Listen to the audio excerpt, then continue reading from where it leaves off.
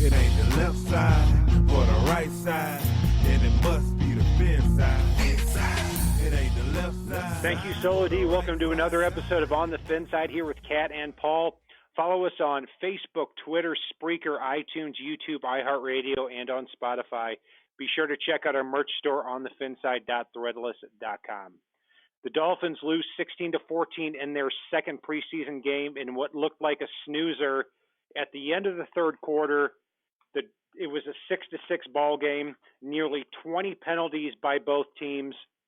The Bucs end up winning 16-14 with a lot of catches at the end of the game by number 88 by the Bucs. I think his name was Tanner something or another, but the Dolphins,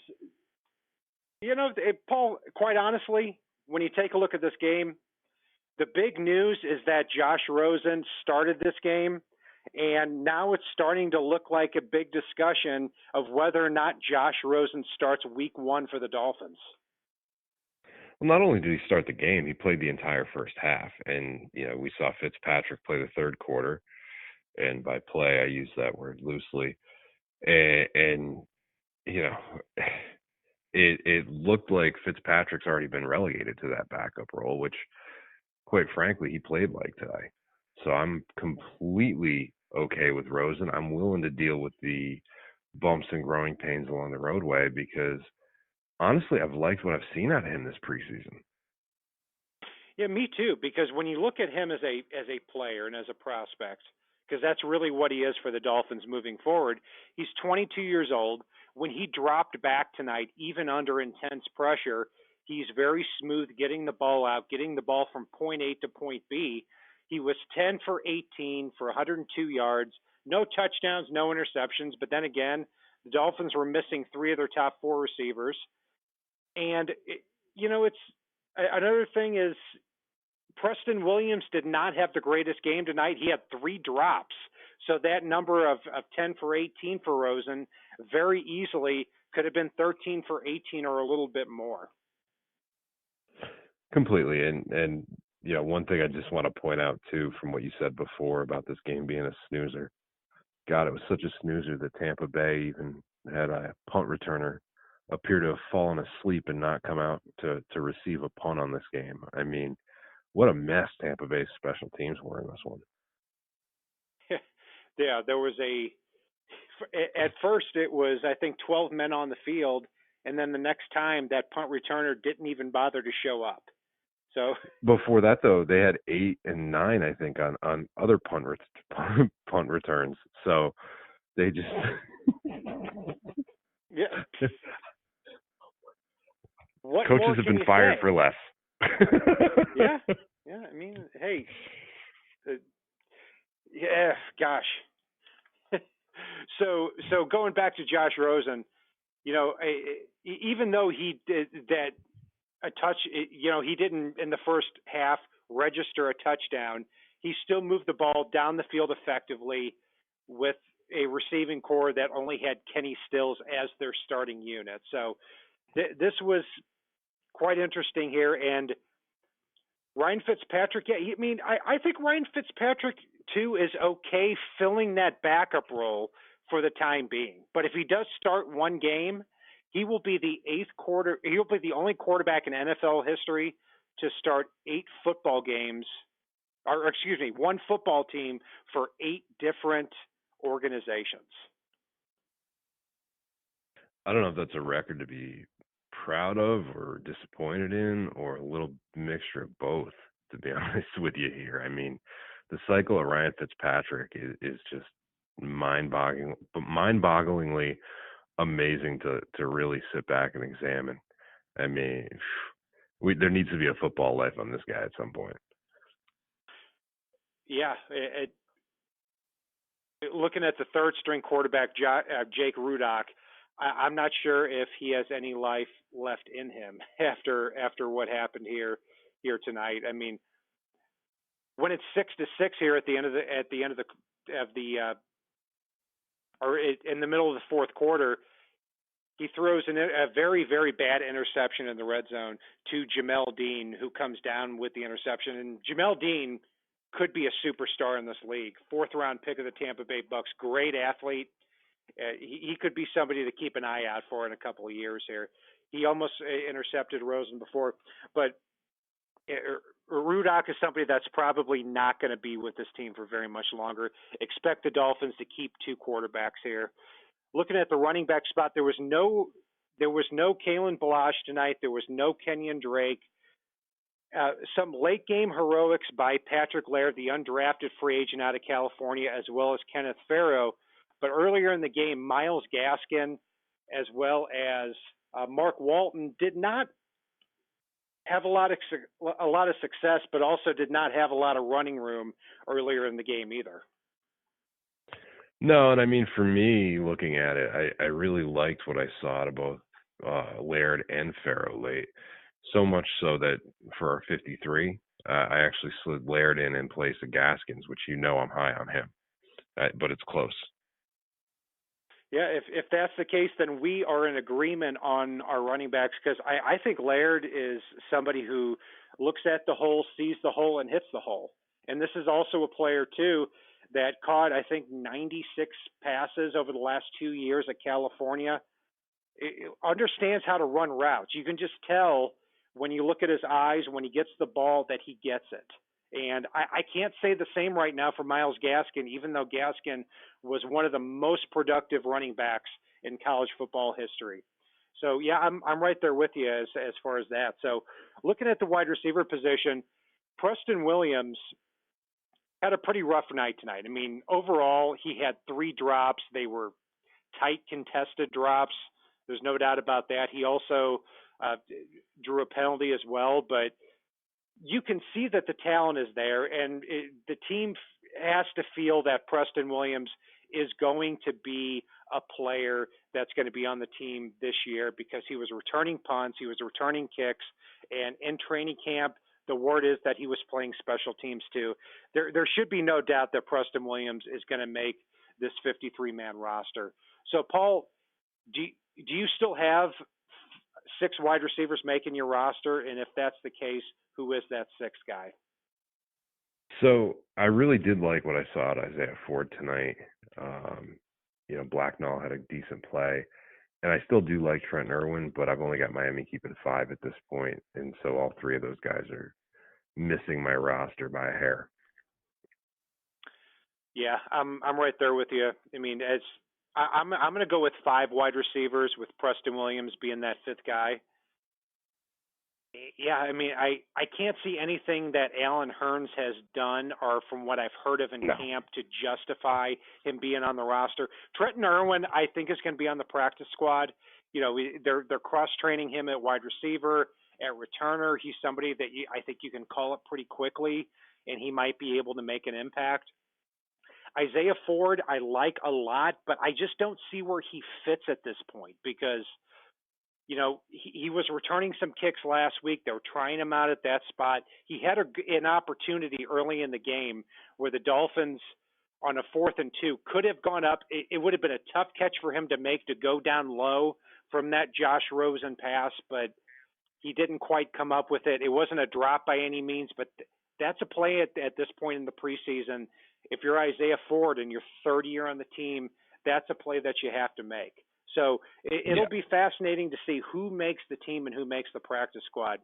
But, Paul, last week you also said at the tight end position that you had Dwayne Allen getting cut. When I look at him, I see somebody who's, he's 30 years old. He's got a little bit of a pot belly. He's been around the league for a while. Is this somebody that you still have on the chopping block? Well, I only kept, I think, 3 tight ends last week, and I did decide to add a 4th this week, but that 4th tight end is Clive Walford. I think Miami's figuring out how to use him and use him effectively. He seems to be a safety blanket really for all 3 quarterbacks at this point, and I think there's a role for him on this squad, whereas I don't think that there's a huge role for Dwayne Allen. I'm going to keep Dwayne Allen on the 53-man roster right now, simply because of the experience and because you can put him out there and have him be that 6th offensive lineman. I hope Durham Smythe takes over for him at some point this year. Mike Gesicki as well.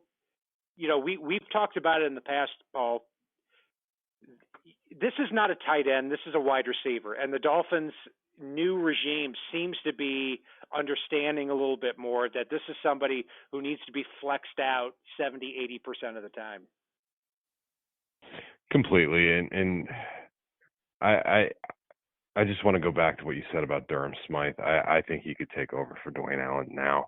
I mean, the coaching staff seemed to use him a little more in this game and still send him out on some routes and get him involved in the passing game. And maybe Dwayne Allen can stick around as a coach and rub off that knowledge on some of these young players. I'd prefer that at this point. Yeah, I'm starting to think that I'm probably 1 week away from Dwayne Allen being off the team for me. I mean, what's the point if Durham Smythe is a 22-year-old, 23-year-old tight end, and Dwayne Allen is 29 going on 56? So if we could apply the same logic to Kiko Alonso on the other side of the ball, except Dwayne Allen is actually good at one thing. But we'll get to that in just a bit. Going on IR? Yeah. Coke bus, IR, you name it. One of these things are going to happen if we have our way. I mean, look, then you know what? We'll get to that in just a second.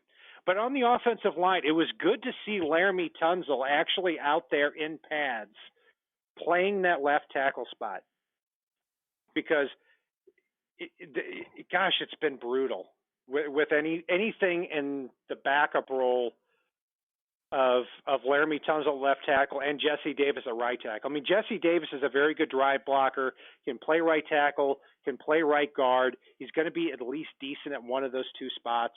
But after that, I mean, Jared Jones-Smith, he was the talk of the night, and not for good reasons.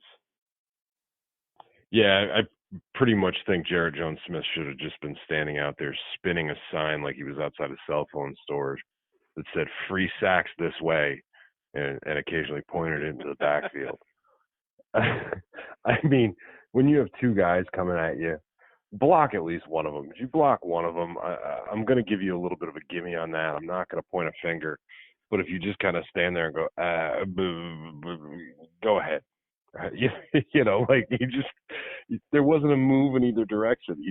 He just took his steps back and watched guys run by him. Like, ooh, he's fast.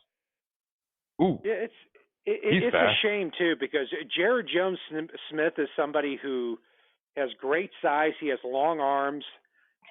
I see the potential there, but man, oh man, when you go out and in your preseason game and you're on the second team and you're getting meaningful snaps as we go along, and you allow 2 to 3 sacks. And you're not impressive in a lot of other roles too. That's rough. I was really hoping tonight that he was going to take over Jordan Mills at that left tackle spot, that backup left tackle, right tackle, swing role, and I just didn't see it. So for me, Jordan Mills, as much as it pains me to say it, based on the experience, gets back on the 53-man roster. So obviously for the starting 5, I think we're going to go into the season with those same guys. Laramie Tunsil at left tackle, Michael Dieter at left guard, Daniel Kilgore at center, Deion Calhoun at right guard, Jesse Davis at right tackle. Chris Reed seems like a lock at that center guard position, and he's looked really good lately too, and good for him. I still see Isaiah Prince, even though he seems more like a game day player coming out of Ohio State. He looked really good again for the second preseason game in a row. I think he stays as the 7th offensive lineman. I know you're in agreement with me on that. And then after that, Jordan Mills for me has to be the 8th lineman, and I can't stomach putting a 9th offensive lineman on this roster. So I'm getting rid of Jared Jones-Smith, and I'm getting rid of Kyle Fuller on my 53.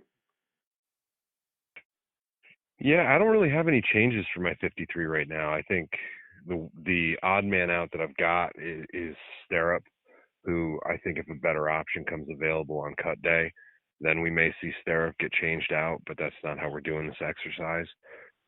The one thing I will say is Jesse Davis is in an intriguing position because he's likely to start at either right guard or right tackle, but he's also getting a pretty strong push from the 2 rookies in Calhoun and Prince.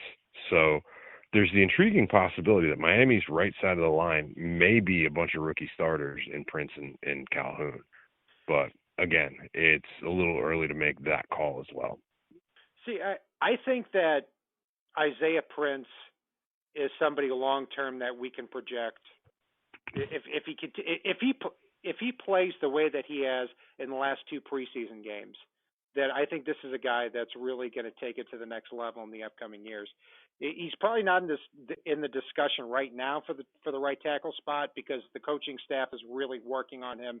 And on the other side, Jesse Davis, if he can play right tackle and he can start at right tackle, I could see him being like a Chris Hubbard type who got a 5-year, $40 million contract from the Cleveland Browns here over this past year. So there's a high upside with Jesse Davis because of his versatility and his size. There's also a very big drop-off, too, because he is not the athlete that Deion Calhoun or Isaiah Prince are. So it'll be interesting to see how that shakes out, not only now, but here over the next year. Paul, moving on to the defensive side of the ball, Christian Wilkins, he looks like that type of player, kind of like Daron Payne from the Washington Redskins, who was, I believe, the 13th overall pick just a couple of years ago. He's somebody that can really clog the middle, and it seems like Davin Godchaux can do the same thing. Vincent Taylor, he keeps playing into the third, fourth quarter of these games, but has potential as well. Obviously, those three guys are locks on our 53-man roster. It starts to get a little bit interesting after that. We've gone back and forth about Adolphus Washington, Ledbetter, Akeem Spence. When you look at the rest of that defensive line, how does the rest of that round out for you? So for me, I know last week I had Woodard on mine. Obviously, that's not going to be the case. I'm actually going to stick with what I had last week outside of Woodard, though. I had Wilkins and Ledbetter, Godchaux, Spence, Spence I thought had a phenomenal game, Taylor, and then Harrison Van Ginkel off the other edge. So I'm going a little light on the defensive line here. Yeah, and there's nothing uncommon about just keeping 5 pure defensive linemen because you're going to have a lot of linebackers, you're going to have a lot of edge players. And this is where it always gets confusing from defensive lineman to edge to linebacker because I've also got, Van Ginkel making the team. Yep. If we count him as an edge guy. But the big question, too, is do you also have Nate Orchard and or Dwayne Hendricks making the team? I do not. I have Van Ginkel and then Wilkins and Ledbetter as my other ends right now. And part of that is I wanted to make room for another linebacker. That really stood out to me in this one. Got it. Interesting. So right now I've got Orchard making the team. I also have Dwayne Hendricks making the team too. I mean, I think that the more the merrier when it comes to this. Orchard has NFL experience, and Hendricks is one of those pure outside pass rush rookies out there. But I actually need to correct myself. I had Orchard under outside linebacker. This is where the confusion sets in. Yeah, exactly. This is exactly where the confusion comes into play. I mean, it was so much easier before under Matt Burke's defense, where everybody was a defensive end who was a defensive end, and everybody who was a linebacker was a linebacker. But luckily, for good reasons, that's not the case anymore. But yeah, going back to, I've got Dwayne Hendricks making the team. I've taken Terrell Hanks off my 53-man roster. I still have Trey Watson making that 53-man roster, and the other ones are pretty obvious there at the linebacker position. You've got Raekwon McMillan, Jerome Baker. Unfortunately for me, Kiko Alonso still makes the team. I think that they're going to find a way to use him in a 30 to 40 snap per game role at the linebacker position. But the big talk tonight, Paul, was Sam Aguavion, the 26-year-old from Texas Tech. I mean, 6 Oh foot, God, 230 pounds, but he really came forward and he packs a pop with everything he's doing. He can play special teams. He can cover the pass. He can cover the run. I mean, this is somebody on the first day at camp was projected to start over Raekwon McMillan. I'm not sure if that was for optics or not, but that says something about what this coaching staff sees in somebody like Sam Aguavion. Yeah, and he's right now projected to be the nickel linebacker, which in this defense, he and Jerome Baker will probably see the most snaps at linebacker amongst all of them. I do have Tank Carradine listed as a linebacker as well, and one guy that also jumped out at me in this one, not just Aguavion, but Nick DeLuca. I mean, it just felt like he was all over the field. He was always around the ball and making plays. So, he's a guy that I actually bumped into my main roster when I dropped Hanks off of mine as well. Interesting, because Nick DeLuca, a player that started a couple of games with the Jaguars over the last few years, and it seems to be the type of player that the Dolphins have moved themselves towards, somebody who has some versatility inside and outside. They also signed Terrence Smith from the Kansas City Chiefs, who has been active for a lot of games and has a couple of games of starting experience too. He's somebody to watch as we continue to emerge here, because there's not a big difference between a Nick DeLuca and a Trey Watson in terms of this 53-man roster. It all depends on the fit. Looking at the defensive back spot, we had a lot of strong safeties out this game. Rashad Jones, TJ McDonald, Walt Aikens did not play. So there was a big opportunity here at the defensive back spot. But I'll tell you a player that has been on the very back end and I've made fun of for months here, but Chris Lamons, the cornerback / safety, really stuck out to me tonight. And I can't believe I'm saying that. He was in the practice squad last year, and he has size, he has length, he has versatility. This is starting to look like a player that, if he sticks out in the third or fourth game of the preseason, could be one of the 51st, 52nd, or 53rd men on this roster. But I'm not sure where this stacks up anymore, Paul, after the top 5 defensive backs, which are Xavier Howard, Rashad Jones, Minkah Fitzpatrick, Eric Rowe, and TJ McDonald. It seems like from that 6th defensive back spot to the bottom of the order, it's really confusing. It is, but I'm glad you brought up Lamons, because I actually had him taking Jalen Davis's spot on my 53 after tonight. And I thought Nick Needham redeemed himself a little bit, made a couple of nice plays.